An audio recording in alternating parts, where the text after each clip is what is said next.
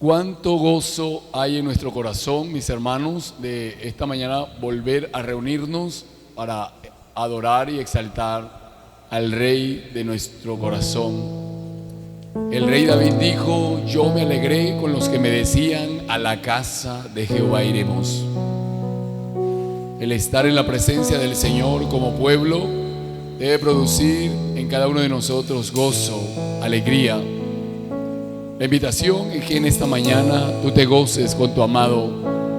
La invitación en esta mañana es que tú te deleites en su presencia y que permitas que ese Dios bueno, que es nuestro buen pastor, pueda pastorearte en este día, pueda ministrar a tu corazón conforme a tu necesidad. Dile a tu Señor en este día: tú eres mi pastor. Oh Señor, te adoramos. Jehová me pastoreará siempre, y en la sequía saciará mi alma y dará vigor a mis huesos. Jehová me pastoreará siempre. Dile: Jehová, Jehová me pastoreará siempre, y en la sequía saciará mi alma y dará vigor a mis huesos. Jehová me pastoreará siempre, y seré como huerto de riego y como manantial de agua, cuyas aguas nunca faltan. Jehová me pastoreará siempre. Jehová me pastoreará siempre, y en la sequía saciará mi alma y dará vigor a mis huesos. Jehová me pastoreará siempre, y seré como huerto de riego y como manantial de agua, cuyas aguas nunca faltan. Jehová me pastoreará siempre, y seré como huerto de riego, Señor, y como manantial de agua, cuyas aguas nunca faltan. Jehová me pastoreará siempre. Jehová me pastoreará siempre. Jehová me pastoreará siempre. Eso es lo que hace nuestro buen pastor, Jesús, y a quien seguimos proclamando como el Rey y el Señor de nuestras vidas, el que nos da todo, el que suple cada necesidad.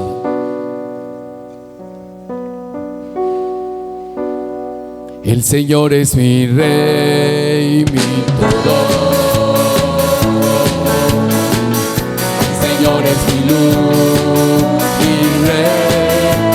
Señor es mi Rey, el Señor es mi Rey, mi todo. Aleluya. El Señor es mi luz, mi Rey, que me hace vibrar, el que me hace vibrar de gozo, el que guía mis pasos, el que extiende sus brazos, el creador de los cielos.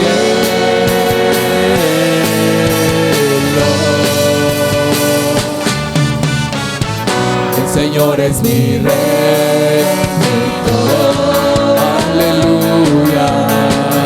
El Señor es mi luz, mi Rey, el que me hace vibrar, el que me hace vibrar de gozo, el que guía mis pasos, el que extiende sus brazos, el creador de los cielos.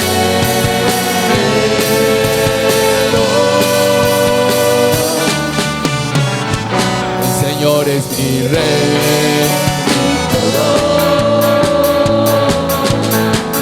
El Señor es mi luz, mi Rey, el que me hace vibrar, el que me hace vibrar de gozo, el que guía mis pasos, el que extiende sus brazos, el creador de los cielos.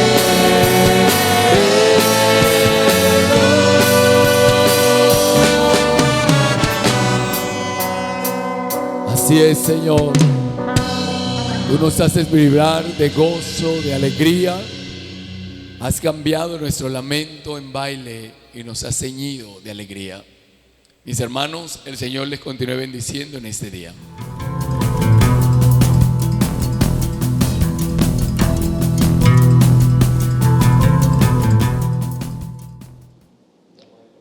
Amados hermanos y amigos que hoy nos sintonizan por el canal de YouTube de Iglesia Ebenecer Central, para mí es un privilegio hoy poder compartir la palabra de Dios nuevamente. Mi nombre es Alexander Camacho. Hoy vamos a compartir este mensaje, el mensaje de la palabra de Dios que está basado en el libro de Números, capítulo 14. El título de esta enseñanza es La rebeldía no es el camino. La rebeldía no es el camino. Vamos a hablar acerca de cómo el pueblo de Dios en ese peregrinaje, en ese proceso de transición, después de que el pueblo sale de Egipto por la mano poderosa de Dios, después que llevan ese caminar en medio del desierto, antes de entrar a la tierra prometida, cuando estos dos espías son enviados a reconocer la tierra, ¿qué sucede posteriormente? Y vamos a encontrar que este pasaje bíblico, estos textos bíblicos nos van a revelar lo que había realmente en el corazón de este pueblo, lo que había en su corazón, y que a pesar de que estaban viendo la gloria, la grandeza, la misericordia y el favor de Dios, en su corazón este pueblo estaba muy distante, muy lejos de querer tener una relación con Dios. Entonces los invito a abrir sus Biblias en esta mañana, queridos amigos y hermanos que hoy nos sintonizan por este canal. Números 14, versículo del 1 al 4. Y dice la palabra de Dios de la siguiente manera: entonces toda la congregación gritó y dio voces, y el pueblo lloró aquella noche, y se quejaron contra Moisés y contra Aarón todos los hijos de Israel, y les dijo toda la multitud: ojalá muriéramos en la tierra de Egipto o en el desierto, ojalá muriéramos. ¿Y por qué nos trae Jehová a esta tierra para caer a espada y que nuestras mujeres y nuestros niños sean por presa? ¿No nos sería mejor volvernos a Egipto? Y decían el uno al otro: designemos un capitán y volvamos a Egipto. Es importante conocer un poco el momento en el que estaba viviendo este pueblo. El pueblo había salido de Egipto, había una promesa que le había sido entregada a Jacob cuando llegó a estar en la tierra de Egipto, y esa promesa era que el Señor los visitaría y saldrían de ahí. Un día esa promesa se cumple, el pueblo está siendo afligido, el pueblo sufre, El pueblo está sumido en la opresión. Este pueblo clama a Dios. La palabra dice que literalmente Dios se acordó de la promesa que había hecho a Abraham, a Isaac y a Jacob. Y tiene un encuentro el Señor, sale al encuentro de Moisés y empieza este proceso. Dios trabaja en el corazón de Moisés bajo el liderazgo sencillo, humilde de Moisés. Dios empieza a obrar, a sacar al pueblo y hace maravillas. Conocemos esta historia, estoy seguro que muchos de ustedes ya han leído esta historia, e incluso los amigos han escuchado de alguna manera esta historia. El Señor obra a través de esas 10 plagas, el Señor obra cuando abre el Mar Rojo, el Señor obra cuando libera al pueblo a pesar de que el corazón de Faraón estaba endurecido. Ellos, este pueblo, habían visto de cerca la gloria de Dios, habían visto la nube en el día, la columna de fuego en la noche, habían visto cómo el Señor bajaba al tabernáculo, al lugar donde tenía reunión con Moisés. Ellos habían visto lo que sucedía en ese monte cuando ellos de una u otra manera sintieron temor y le dijeron a Moisés: no, Moisés, ve, habla con el Señor y tú nos compartes a nosotros lo que Él quiere decirnos. En cierta medida este pueblo había decidido no tener una relación de intimidad con el Señor. Y vamos a ver nuevamente lo que nos dicen estos versículos. Y entonces toda la congregación gritó y dio voces, y el pueblo lloró aquella noche, y se quejaron contra Moisés y contra Aarón todos los hijos de Israel, y le dijo toda la multitud a Aarón y a Moisés: ojalá muriéramos en la tierra de Egipto o en este desierto, ojalá muriéramos. ¿Y por qué nos trae Jehová a esta tierra para caer a espada? Muchas veces en el momento de la ira, del enojo, que era lo que había en el corazón de este pueblo, había rebeldía, el pueblo se había rebelado en contra de lo que el Señor había dicho. Había de los 12 espías, solamente 2 dieron una palabra distinta, los otros 10 dieron una palabra de que no iban a ser capaces de poseer esa tierra. Si bien certificaron que la tierra fluía leche y miel, que era como Dios había dicho, que habían ciudades fortificadas, pero que también habían muchas bendiciones, hablando desde la tierra, pero no confiaban en la promesa que Dios había hecho. Dios le había hecho una promesa a este pueblo que Él los introduciría. Ahora, ¿cómo nosotros vemos aquí este mover o este caminar de estos hombres y mujeres? Ellos habían visto la gloria de Dios, pero no disfrutaban de la presencia de Dios. Ellos a lo largo de este camino no habían entendido el propósito de lo que Dios quería hacer con sus vidas. Y en un momento de enojo, en un momento de ira, en un momento de amargura tal vez que ellos tenían, ellos profirieron en contra de ellos palabras de maldición diciendo: ojalá muriéramos en este desierto. Entonces, en momentos difíciles tenemos que ser muy cautos qué decimos o qué pensamos. En un momento de disgusto, a veces nos sucede que podemos proferir en contra de nuestra pareja, en contra de nuestros hijos, algún tipo de maldición producto del momento del enojo. Y ellos profirieron en contra de sí, en contra de ellos mismos, palabras que posteriormente se cumplieron, porque realmente murieron en ese desierto y ninguno de ellos pudo conocer la tierra prometida. Primer punto, después de entender un poco el contexto de lo que estaba pasando con este pueblo, la rebeldía te da una visión subjetiva de la situación. No te permite ver la visión objetiva de Dios. Cuando hay rebeldía, cuando hay enojo, cuando hay disgusto, cuando realmente no nos resistimos a lo que Dios está haciendo en medio de nosotros, en medio de nuestras vidas, lo que sucede es que hay una visión subjetiva, y la visión objetiva de Dios, esa visión de esa promesa que Él había hecho, de que los iba a introducir a la tierra prometida, de que ellos ya habían visto cómo el Señor les había provisto en medio del desierto, cómo la presencia de Dios era suficiente para suplir sus necesidades, cómo el Señor los había defendido, los había sacado de un ejército que era capaz de destruirlos. Sin embargo, ellos en ese momento desconocieron esas promesas. ¿Por qué? Porque el corazón se había enceguecido en medio del enojo, en medio de la rebeldía. Y lo que hubo en su corazón fue quejumbre, murmuración.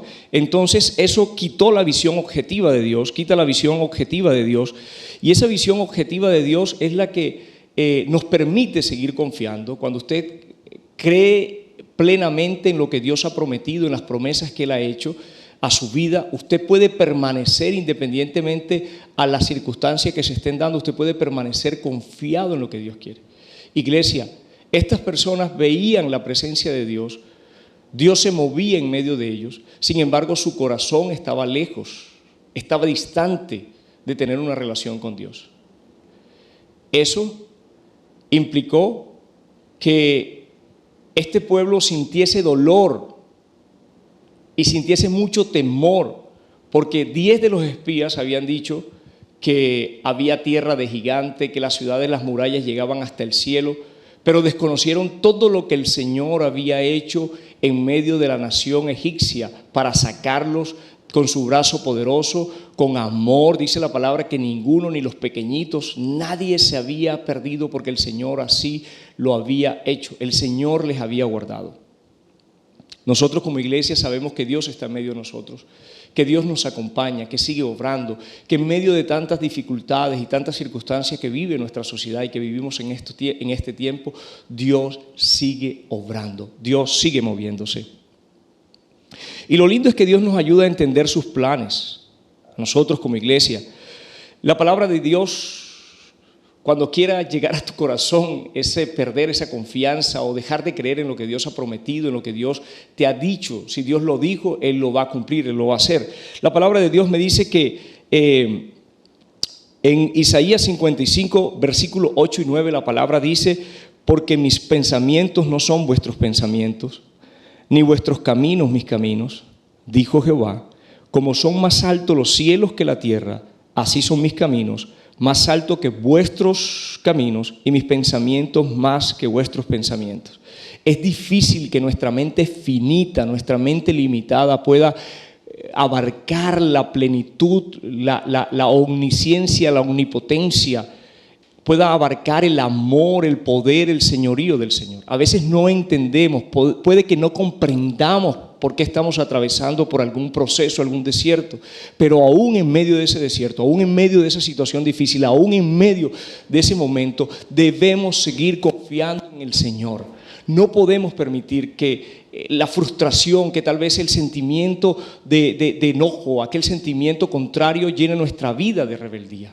La rebeldía no es el camino. Este pueblo se rebeló en contra de lo que el Señor había dicho. Se rebeló en contra de aquellas personas que les habían guiado hasta ese momento. Se rebeló en contra de aquel que bajaba permanentemente en medio del pueblo y les defendía. Mucho cuidado. Nuestros pensamientos no son sus pensamientos, ni nuestros caminos son sus caminos. Debemos confiar aun cuando no entendamos por dónde vamos, por dónde estamos atravesando. Otro aspecto importante es que el pueblo se quejó, dice la palabra, y se quejaron contra Moisés y contra Aarón. La queja no permite entender el proceso que se vive y lo que Dios está haciendo. Este pueblo no se detuvo a escuchar lo que Dios dijo a través de la vida de Josué y de Caleb. Dios estaba confirmando lo que Él había prometido. Josué y Caleb dijeron: oye, mira, nosotros sí podemos tomar esta tierra. Si bien esta tierra es la tierra que fluye leche y miel, esa es la tierra que el Señor quiere para nosotros. Esa es la tierra donde nosotros podemos triunfar aún en contra de los gigantes, de los descendientes de Anac. Pero el pueblo decidió escuchar a aquellos que lo que traían era un mensaje de derrota, un mensaje que desvirtuaba el Dios que habían visto. Amada iglesia y hermano, usted ha visto la mano prodigiosa, ha visto el poder y la misericordia de Dios. No es tiempo para pensar que Dios ha dejado de obrar, de actuar en medio de nosotros. Es tiempo de confiar en que el que lo hizo, lo seguirá haciendo. Él es el yo soy. Y en esa palabra, el yo soy, es la manera infinita de Dios reflejarse en nuestras vidas. No hay un tiempo para el Señor, no hay un tiempo en el sentido de que hay un tiempo que lo limite. Ellos no decidieron, ellos no quisieron escuchar lo que el Señor había dicho o lo que el Señor estaba diciendo. Mira lo que dice la palabra dice que Josué y Caleb dijeron: si se agradare de nosotros, refiriéndose al Señor, Él nos llevará a esta tierra y nos la entregará, a la tierra que fluye leche y miel. Por tanto, no seáis rebeldes contra Jehová, ni temáis al pueblo que está en esta tierra, porque nosotros los comeremos como pan, y su amparo se ha apartado de ellos, y con nosotros está Jehová, no le temáis. No tengan temor, no tengan temor. El pueblo había visto las maravillas de Dios, lo sobrenatural que Dios había hecho. Y este pueblo, a pesar de que vivía en un avivamiento permanente, si podemos decirlo y compararlo, iglesias, con lo que nosotros queremos y anhelamos, este pueblo veía la gloria de Dios. Y el avivamiento no es más que la gloria de Dios en medio del pueblo. Hoy se habla de avivamiento en las iglesias, y tal vez el avivamiento que hemos visto en esas grandes iglesias a veces no parece avivamiento, a veces parece más es un desorden realmente. Hay unas manifestaciones supuestamente otorgadas al Espíritu Santo que son muy extrañas, que realmente no están en la palabra. Uno no las encuentra cuando uno escucha a Jesús, cuando Jesús está formando la iglesia, cuando los apóstoles están dando el fundamento de la iglesia, cuando el Espíritu Santo obra en las iglesias que estos apóstoles fundaron. No observamos ni escuchamos lo que hoy se nos quiere decir que es avivamiento. Querida iglesia y amigo que me escuchas, avivamiento es cuando esta palabra permea nuestro corazón y cuando yo empiezo a dejar que la palabra produzca en mí ese cambio que se necesita en mi hogar. Cuando yo empiezo a ser más sensible a través de la palabra a lo que el Señor me ha dicho. El Señor me ha dicho que como esposo yo debo tratar a mi esposa como vaso frágil. Cuando yo empiezo a cambiar, ahí hay avivamiento. Cuando yo antes oraba 10 minutos o oraba corriendo y ahora al acercarme a la palabra encuentro esa necesidad de seguir meditando en ella y de pasar más tiempo en oración. Cuando paso de 5, de 10 o de tener una oración afanosa, una oración tal vez por las circunstancias del día a día, por el trabajo, por el tiempo, yo empiezo a tener un tiempo distinto con el Señor y empiezo a pasar más tiempo de oración. Ahí hay avivamiento. Cuando yo había dejado de asistir a los cultos de los jueves, a interceder, a orar, y estoy empezando otra vez a venir a la iglesia y estoy empezando otra vez a asistir, a congregarme con mis hermanos los jueves, ahí hay avivamiento.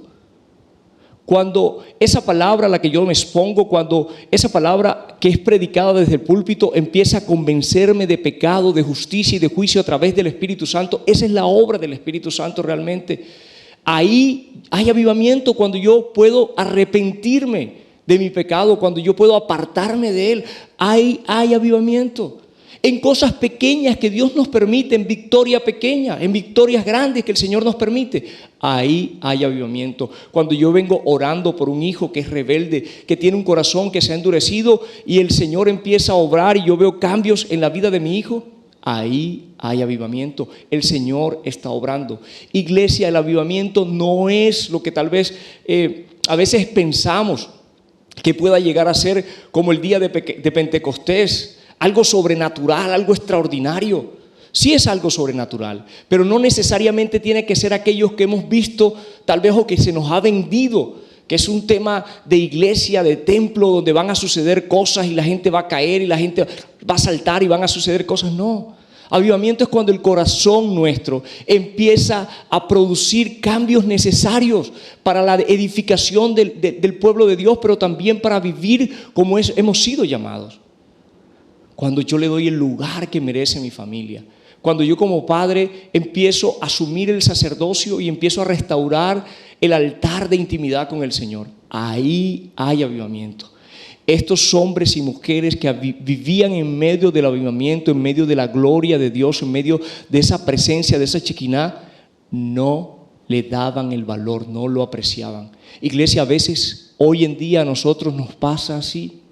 No apreciamos las cosas que el Señor está haciendo en medio de nosotros.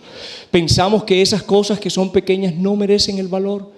Pensamos que tal vez no es suficiente, que queremos más, pero Dios está obrando. Y lo vemos cuando los hermanos pasan al frente y dan los testimonios. Vemos que Dios sigue edificando la iglesia. Vemos que Dios sigue obrando, haciendo milagros. Si viniera los jueves, encontrarías que en ese tiempo de oración hay respuesta, que el Señor sigue hablándonos a través de aquellas personas que enseñan los jueves. Hay grandes aprendizajes y es necesario que nosotros entendamos que el Señor está en medio de la iglesia y que quiere seguir obrando y que quiere seguir trayendo ese avivamiento a nuestros corazones, ese avivamiento que produce arrepentimiento, cambio, que trae transformación a nuestras vidas. Este pueblo, la queja que fue continua a lo largo de su peregrinaje en el desierto, ese pensar que eran sufridos, que no había una justa balanza, siempre tenía una queja en su corazón. Otro aspecto que había en el corazón de este pueblo y del cual se habían llenado era de amargura. Ellos tenían amargura. Y dice la palabra de Dios que esa amargura los llevó a proferir aquella palabra dura. Y dice, ¿por qué nos trae Jehová a esta tierra para caer a espada? Cuestionaron a Dios. Cuestionaron al Señor. Ellos no estaban contentos con la visión de Dios. Ellos querían la tierra que fluía leche y miel. Dios tal vez ha dado promesas a nuestra vida, iglesia, así como lo había dado a este pueblo. Dios le había dicho que le iba a entregar la tierra que fluía leche y miel. Y sin embargo, cuando ellos estaban a puertas de entrar a la tierra, cuando estaba por cumplirse en medio de ese peregrinaje lo que Dios había prometido, cuando se había ido a hacer un balance y ciertamente los espías habían certificado que la tierra fluía leche y miel, ellos no querían pagar el precio. A veces queremos la bendición, queremos el cambio, queremos la llenura, queremos el bienestar que el Señor trae a nuestras vidas, pero no queremos pagar el precio. Ellos no querían pagar el precio, ellos no querían luchar, no querían tener un confrontamiento, no querían dar la batalla que les correspondía. Nadie más iba a dar la batalla. Y sin embargo podemos ver que muchas veces Dios dio la pelea en medio de ellos y triunfaron porque Dios metió su mano. Sin embargo, ellos no querían pelear. Amado hermano, ¿quieres ver cambios en tu familia? ¿Quieres ver situaciones donde el Señor obre de manera sobrenatural, de manera poderosa? Tenemos que dar la pelea, la batalla. No le corresponde a los líderes, al pastor. Hay una tarea que nos corresponde a nosotros, así como padres, como padres nos corresponde formar a nuestros hijos. Hay una pelea, una batalla que nos toca dar. Que en esa batalla podemos sufrir, sí. Que en esa batalla podemos salir heridos, sí. Pero la promesa me dice que en la batalla, si yo doy la pelea, si yo lucho, ahí voy a triunfar porque el que lo prometió me va a ayudar a conseguir esa victoria que Él ha prometido. Ellos, en medio de la amargura, no querían la tierra que fluía leche y miel, querían las promesas sin el menor esfuerzo. Y quiero decirte que toda victoria implica una batalla, ¿sí? Que toda victoria implica una batalla, así sean las cosas más simples. En las cosas más pequeñas hay que dar una batalla. Cito un ejemplo.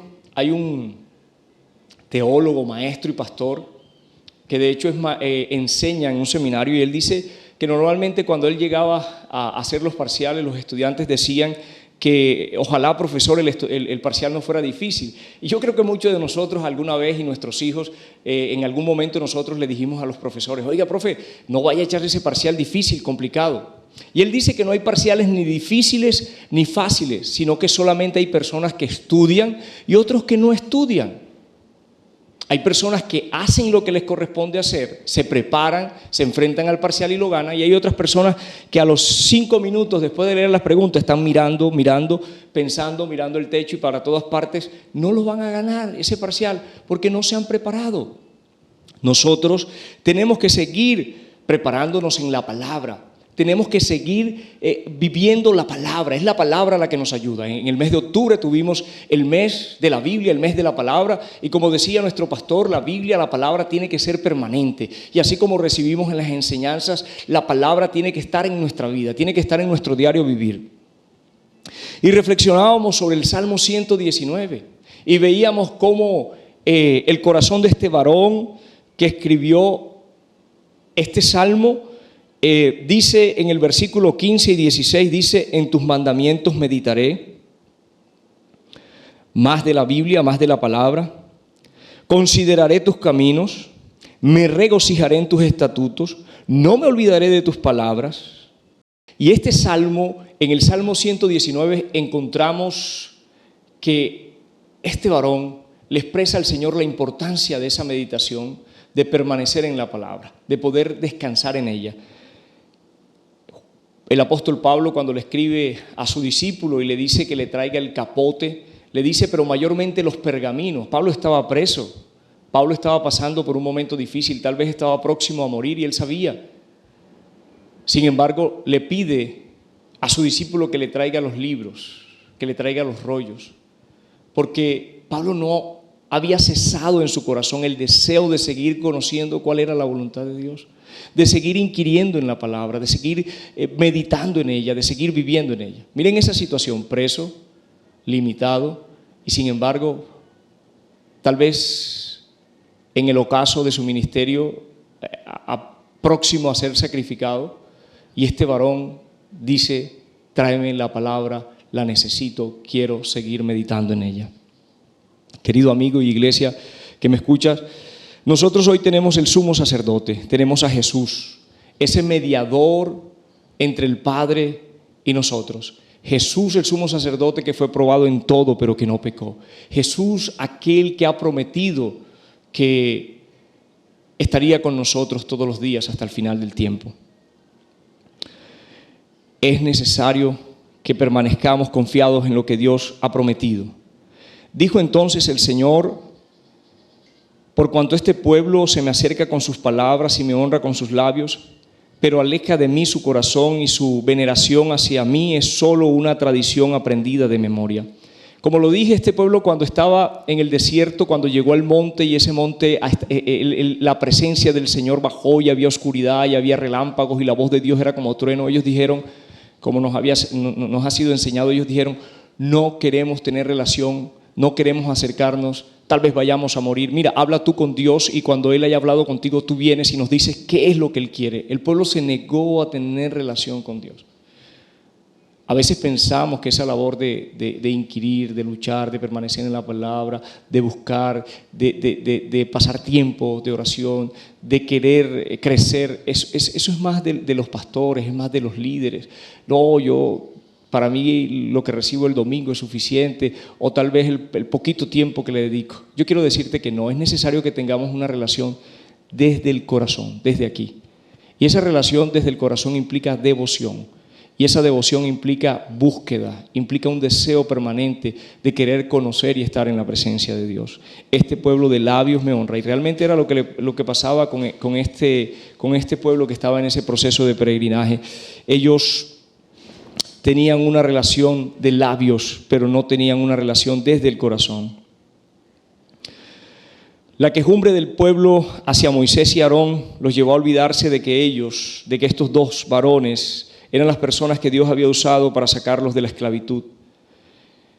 Esta murmuración, esta quejumbre les quitó la confianza en lo que Dios hizo por medio de Moisés como aquel que los llevaría a la tierra prometida. Dios usa instrumentos. Nosotros en nuestra iglesia tenemos pastores. Alguna vez un predicador dijo que la cuña que más aprieta es la del mismo palo. Ese es un dicho popular, pero también aplica en la iglesia. Dice que mayormente las rivalidades o las oposiciones que se reciben o que reciben los pastores, los ancianos, los ministros, las personas que están al frente de las congregaciones, vienen de las iglesias, vienen de las ovejas, no viene del gobierno, no viene de las personas que no conocen al Señor. Vienen casi siempre de personas que están adentro pero que no entienden lo que Dios está haciendo o cómo Dios se está moviendo y empiezan a colocar ese tipo de comentarios en el corazón de otros hermanos. Somos ovejas, somos rumiantes, no debemos tener dentadura de caninos. ¿Y por qué nos trae Jehová a esta tierra para caer a espada? Ellos cuestionaron a Dios, ellos cuestionaron a Dios. Cuando hay en nuestro corazón algún tipo le hemos dado cabida a algún tipo de sentimiento de estos, iglesias, vamos a cuestionar lo que Dios está haciendo. Ellos cuestionaron lo que Dios había hecho porque Dios los había traído a esa tierra. No creyeron a la promesa. Hebreos capítulo 12 nos dice que nos mantengamos firmes con nuestra mirada en Jesús, el autor y consumador de la fe. Nuestra mirada y nuestra fe debe estar puesta en el Señor. Debemos tener la confianza en Él. El Salmo 121 dice: alzaré mis ojos a los montes, ¿de dónde vendrá mi socorro? Mi socorro viene de Jehová. Debemos saber que el Señor es quien nos ayuda. Pero también debemos entender que hay autoridades que el Señor ha puesto y que esas autoridades tendrán que dar cuentas de nuestras vidas. La palabra dice que los pastores tienen que dar cuentas y que ojalá esas cuentas que den sean con agrado, con gozo, con alegría, porque realmente somos personas que vivimos la fe. Queremos vivir en esa comunión, en esa coinonía, como nos invita la palabra. La palabra en 2 de Pedro 3:9 me dice: el Señor no retarda su promesa, según algunos la entienden por tardanza. Cuando Dios promete, así tú no lo veas en este presente, Dios lo va a cumplir, iglesia. Sino que es paciente para con nosotros, no queriendo que ninguno perezca, sino que todos procedan al arrepentimiento. Dios había sido paciente con este pueblo. La palabra dice, más adelante vamos a leer ese pasaje donde el Señor le dice a Moisés: mira, Moisés, tú entras a interceder por ellos. Tú entras a pedir que no los quite, porque el Señor estaba cansado de ellos. El Señor le dijo a Moisés: ven, yo te voy a levantar otra nación más fuerte, más robusta, déjame y quitamos a esta gente. Pero Moisés entra como ese sacerdote que es, como lo hacen nuestros pastores, entra a interceder por la vida de ellos, entra a clamar por sus vidas, entra a pasar un tiempo en la presencia de Dios clamándole para que el Señor se extienda esa misericordia y le recuerda todas las misericordias que Dios había hecho con el pueblo. Dios extiende esas misericordias. Sin embargo, Dios estaba cansado. Dice, 10 veces se habían quejado a lo largo del camino. Y que por esta razón también habían hecho fallar a Moisés cuando lo irritaron.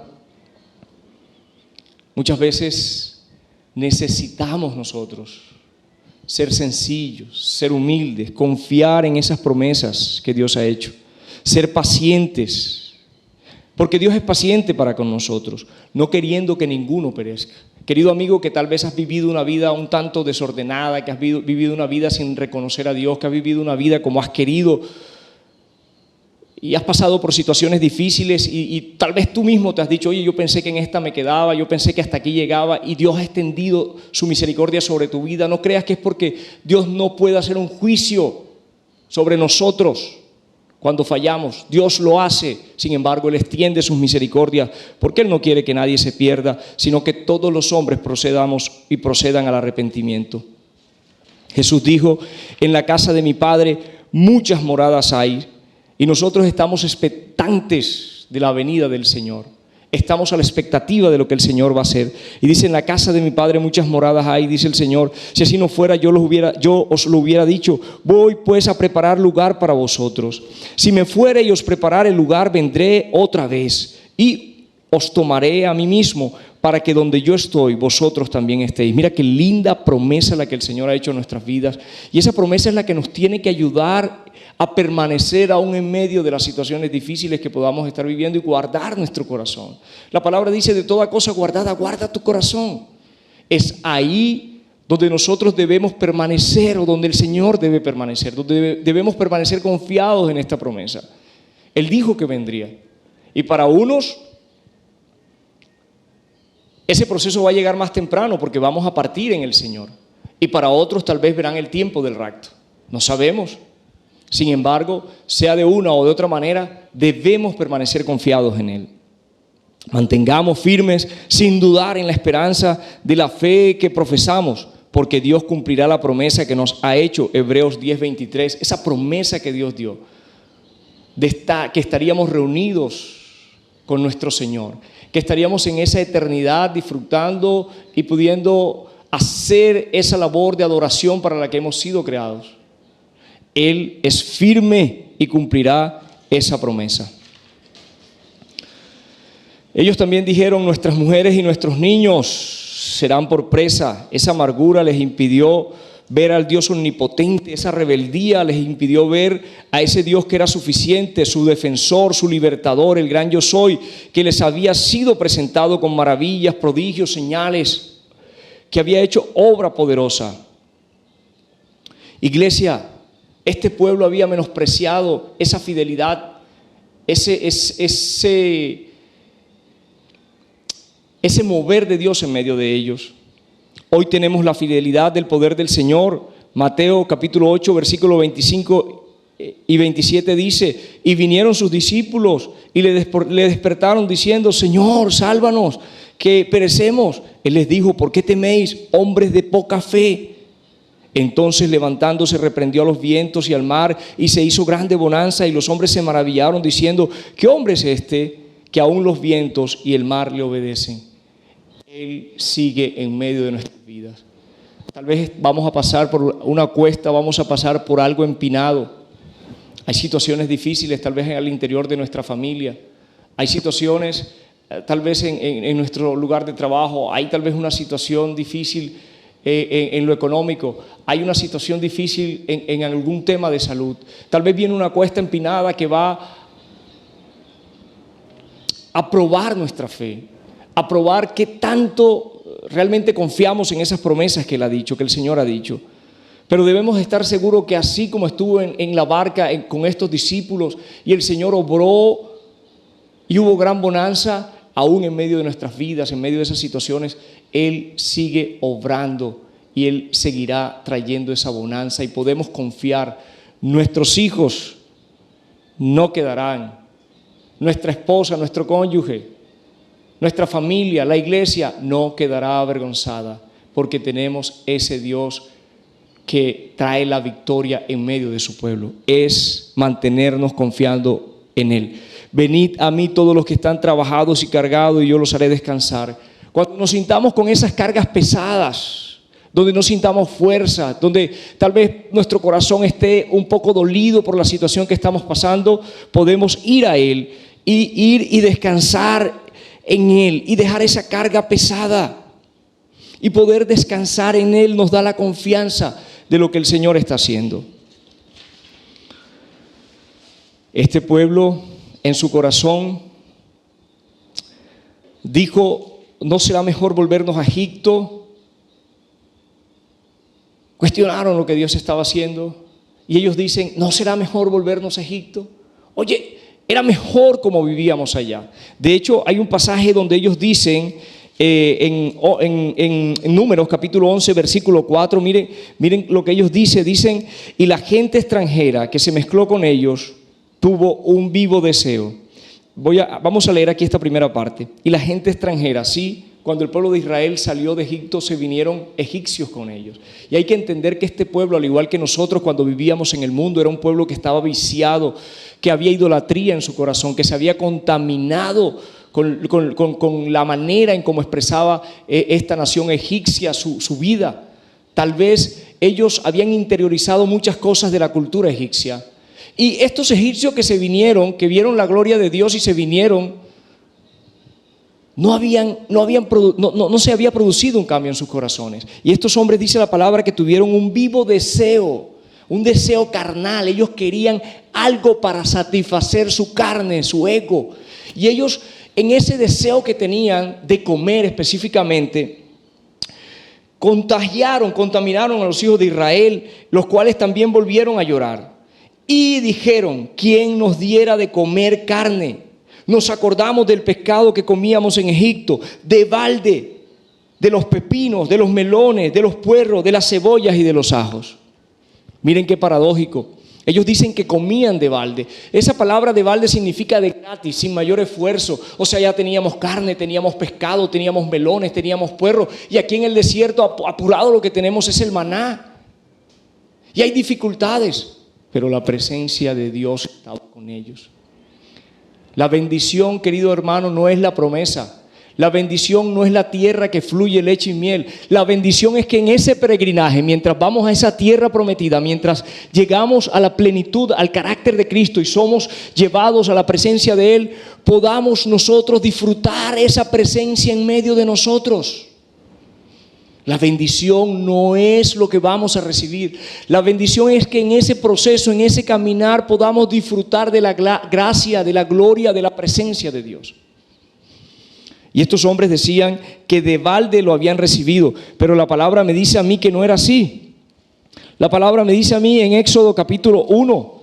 Éxodo capítulo 1 dice que ellos realmente estaban sufriendo, que ellos eran maltratados, que ellos tenían una dura carga, que ellos incluso eran esclavos y tenían que comer con mucho sufrimiento. Aparte de que los habían maltratado, sus hijos varones estaban sometidos a la muerte porque así lo había dicho el rey, porque así lo había dicho Faraón. Allá realmente sus hijos sí iban a morir a espada. En el desierto, en la mano y de la mano de Dios, no iba a ser así. Sin embargo, ellos, la rebeldía, la murmuración, la quejumbre, la amargura que había en su corazón, Les llevó a pensar que más bien allá iban a estar mejor. Y eso era lo que había en el corazón de ellos. Así ellos se sentían. Tal vez tú has querido flaquear, querido hermano. Has pensado que no vale la pena, que tal vez allá en el mundo tenías más libertad o tenías más cosas. Pero yo quiero decirte que no es así. Nada se puede comparar a la gloria, a la presencia, a la gracia, a la misericordia, al favor continuo de Dios, a esa obra redentora que Él hizo a través de su Hijo. Nada se puede comparar al valor, al precio de esa sangre preciosa que fue derramada en la cruz del Calvario, con la cual el Señor nos ha redimido. Nada se puede comparar, nada se puede comparar. Ellos se habían contaminado. La palabra dice que las malas conversaciones, jovencitos que me escuchan, las malas conversaciones corrompen las buenas costumbres. Tus papás, tú incluso aquí en la iglesia con tus líderes, a través de la palabra te puedes alimentar, pero si abres puertas, si abres tu corazón al internet, si abres puertas en tu vida, si tal vez permites que haya alguien que te genere influencia, las malas conversaciones corrompen, dañan las buenas costumbres. Esposos, esposas, si hay alguna amiga, algún amigo que lo que trae es un mensaje contrario a los principios, que es contrario al deber que tienes con tu familia, cierra esa ventana, cierra esa puerta. Las malas conversaciones corrompen, dañan las buenas costumbres. Todo me es lícito, mas no todo me conviene. Todo me es lícito, mas no de todas las cosas me dejaré dominar. Ellos se habían contaminado, tal vez como las hijas de Lot, tal vez como la mujer de Lot. Ellos vivían en Sodoma y Gomorra, ellos vivían en esas ciudades, no practicaban abiertamente lo que esas ciudades, lo que esa nación hacía, pero en su corazón de alguna manera se congraciaban con ellos y tal vez por eso actuaron de la manera en que actuaron. Tenemos que tener mucho cuidado, iglesia. La iglesia está en el mundo, pero el mundo no debe estar en la iglesia. El Señor nos dice en su palabra en Mateo 16, 24 al 26, dice: si alguien quiere venir en pos de mí, niéguese a sí mismo, tome su cruz y sígame. El Señor nos está invitando en esta mañana a seguirle. Y ese seguirle es de manera permanente. A lo largo del tiempo que Dios nos permite aquí, podamos hacer ese peregrinaje de la mano de Él, confiados en que el que prometió cumplirá. El que quiera salvar su vida, la perderá. Y el que pierda su vida por causa de mí la hallará. Ojalá podamos nosotros invertir nuestras vidas en el Señor. Ojalá cada día nos esforcemos por invertir nuestras vidas en el Señor. Y cerremos cualquier puerta de rebeldía, de murmuración, de quejumbre, de enojo. Y más bien permanezcamos creyendo en esas promesas que Dios ha hecho. Querida iglesia, amados amigos y hermanos, Dios les bendiga. Dios les bendiga.